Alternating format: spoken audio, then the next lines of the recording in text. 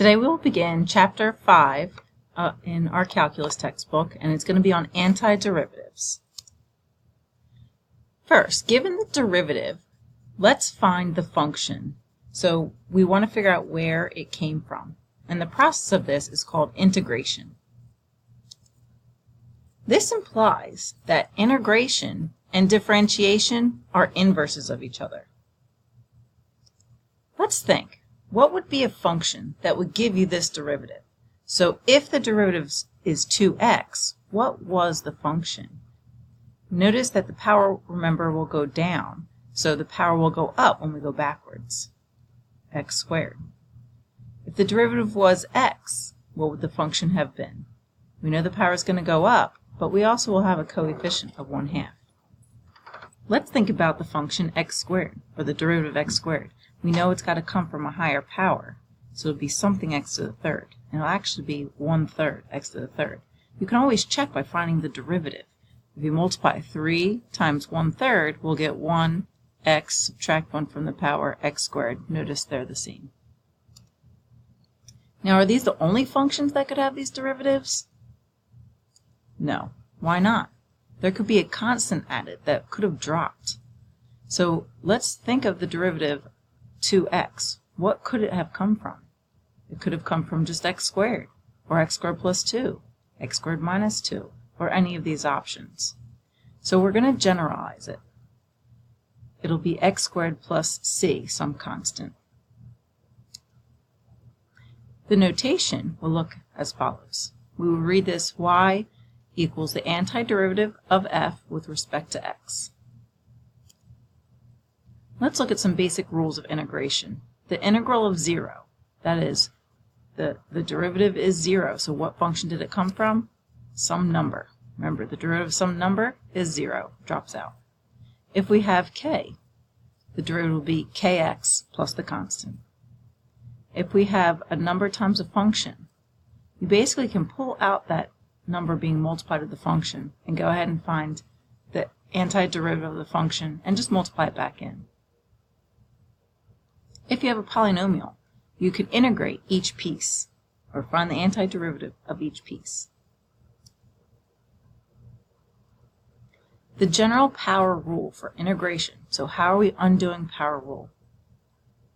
You're going to add 1 to the power and then divide by the new power plus the constant. Another way of writing it is you're going to add 1 to the power here and then multiply by 1 over that new power plus the c. Let's try an example. Find the antiderivative of 6x squared. So you're going to want to add 1 to the power, and then you're going to divide by that new power. 2 plus 1 is 3, so we're going to divide by 3 and get our answer of... Let's try another one. It's a polynomial. Just integrate each piece separately. So add 1 to the first term, and then divide by that new power, and do the same thing over here. Add 1 to the power, and divide by that new power. And get an answer of...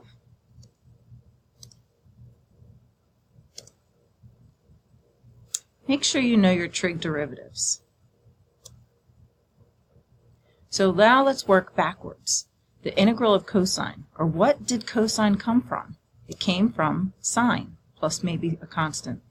Sine came from, not cosine, but negative cosine. Secant squared came from tangent.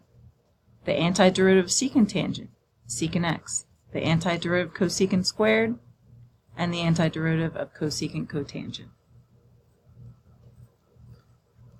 Now remember the power rule for integration is one of these options.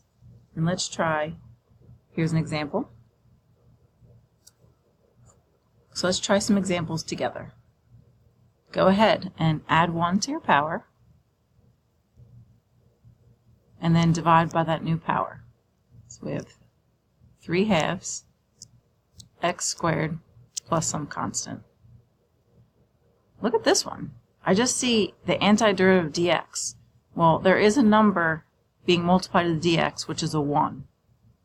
And the antiderivative of 1 is just going to be x plus some constant. Antiderivative of any number will be that number x plus constant. Let's try example 3, this polynomial. Just do each piece separately. Integrate the x, and then integrate the 2. Adding 1 to the x's power gives me x squared, and then do 1/2 in front. Adding an x to the 2, and that's it. Add your constant. Did I remember to add the constant in the last one? Yes. All right. So we're going to integrate each piece of the polynomial. Adding 1 to the 4 makes a 5, and then divide by that 5. Adding 1 to the 2 makes 3, then divide by that 3. Adding a power to the 1 is 2, and then divide by that 2, and don't forget to add c. We'll try some Kahoot practice in class.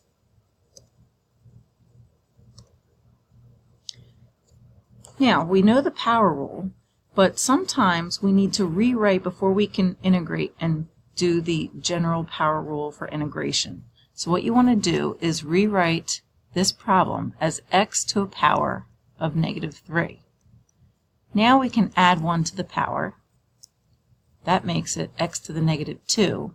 And then remember, you have to divide by that -2.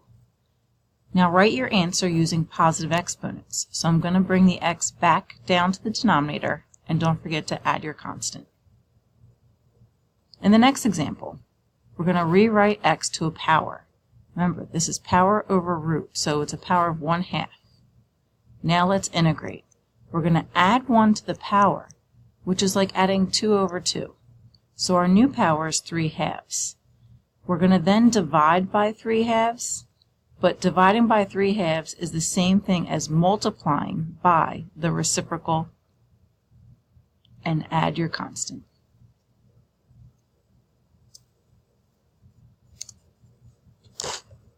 Let's try the antiderivative of 2 sine. Now you could pull the 2 out. 2 is just a coefficient, and just find the antiderivative of sine x. We know sine came from negative cosine. And just multiply that 2 back in. So our answer will be -2 cosine x plus c. Now you can always check by just finding the derivative of your answer.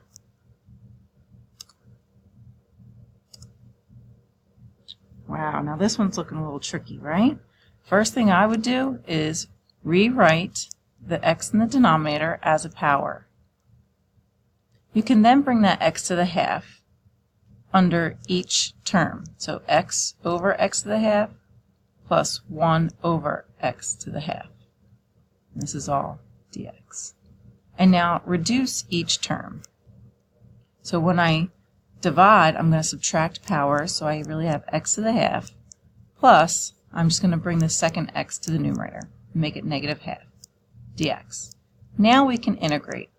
Adding 1 to this power, or 2 over 2, will give me 3/2, and then divide by it, or the same thing as multiplying by the reciprocal. In the next one, again, you're going to add 1, or 2 over 2, and that gives me a positive 1/2 power. And divide by 1/2 is the same thing as multiplying by the reciprocal, and then add your constant. Let's look at the next one. Sine over cosine squared. Well, we can pull apart the cosine squared and make it sine x over cosine x times 1 over cosine x.